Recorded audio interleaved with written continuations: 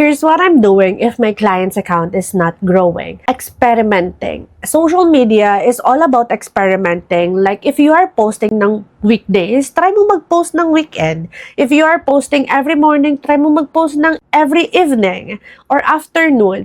Basta experiment. When it comes to content format, experiment din. If you are always posting carousel, tas hindi pa din siya nag-work, try mo din mag-post ng carousel, but ibahin mo naman yung design. Make it more engaging, make it more easy to read for people to stop the scroll.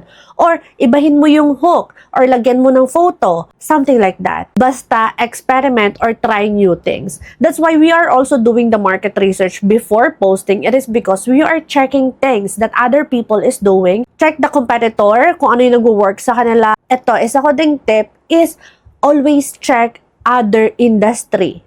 Like, kung ano yung nag-work sa other industry, even though it is not in your industry, for example, nasa beauty industry ka, mag-check ka sa mga health and wellness industry, tingnan mo kung ano nag-work sa kanila, try the thing na nag-work sa kanila dyan sa industry mo, malay mo, ikaw pa ang pagmulan ng mga viral content. Basta, again, if something is not working, experiment.